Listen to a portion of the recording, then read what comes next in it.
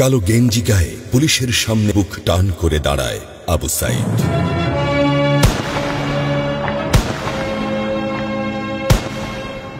Police তাকে রক্ষা করার বদলে গুলি করে। ঠাস ঠুস কয়েকটা গুলির মধ্যে একটা গুলি লাগে তার কোমরে। খানিকটা ভাঁজ হয়ে যায় শরীর। সম্ভবত সে বুঝতে পারে নাই।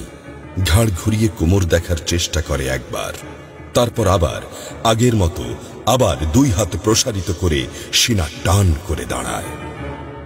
ডান হাতে ছোট্ট একটা লাঠি। বিশ্ববিদ্যালয়ের প্রধান ফটকের পাশে বেশ কয়েকজন পুলিশ, হাতে রাইফেল, রাইফেলের তাজা গুলি, আবারও গুলির শব্দ। পরে গুলিটা কোথায় লাগলো বোঝা গেল না। তবে আবু সাইদ টলছে। পড়বে পড়বে ভাব, কিন্তু সে সোজা হয়ে দাঁড়ানোর চেষ্টা করছে। গুলি খাওয়ার আগে ফেসবুকে তার শেষ পোস্ট ছিল, যতদিন বেঁচে আছেন মেরুদণ্ড নিয়ে বাঁচুন। সেজন্যই হয়তো গুলি খাওয়ার পরও সোজা হয়ে দাঁড়াতে চাইছিল, কিন্তু পারছিল না। আবু সাইদের মেরুদণ্ড সোজা থাকলেও শরীরটা মাটির দিকে ক্রমশ ঝুলে পড়ছিল। সবুজ জামা পরা বন্ধু এগিয়ে আসে, পুলিশের গুলির ভয় ডর পাশে রেখে আবু সাইদকে ধরে। আরো দু একজন আসে, আবু সাইদকে হাসপাতালে নিতে হবে। আবু সাইদ হাঁটতে পারছে না, শরীর ছেড়ে দিচ্ছে। 4-5 জন হাত পা ধরে শূন্যে তোলে। আবু সাইদ ঝুলছে আর রক্ত পড়ছে টপ টপ টপ।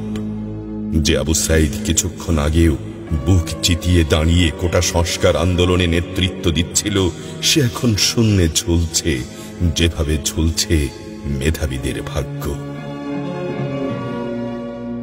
রাত 10টার আগেই বাড়িতে যাওয়ার কথা ছিল আবু সাইদের। মা অপেক্ষা করছে, বোন অপেক্ষা করছে। তখনও তারা জানে না আবু সাইদের মৃত্যু সার্টিফিকেট লিখছে কর্তব্যরত ডাক্তার। নাম আবু সাইদ, পিতা মকবুল, ঠিকানা বাবনপুর, পীরগঞ্জ, রংপুর। বয়স 25। মৃত্যু কারণ আগমনের সময় মৃত্যু। তারিখ 16/7/24, রাত 8টা 5 minute. Serial number 240434, Rangpur medical college হাসপাতাল। পরিবারের একমাত্র শিক্ষিত ছেলেটা খুন হয়ে গেছে। মা যখন জানল দুনিয়া কি আর ঠিক আছে তার কাছে, বিলাপ করে বলে, আমার ছেলেরে চাকরি না দিবি না দে, গুলি করলো কেন? বোন সুমি আর্তনাদ করে বলে, 3টা গুলি কেন আমারে করলো না?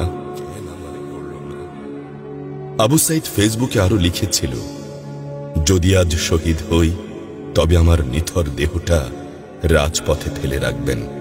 ছাত্র সমাজ যখন বিজয় মিছিল নিয়ে ঘরে ফিরবে, তখন আমাকেও বিজয়ী ঘোষণা করে দাফন করবেন।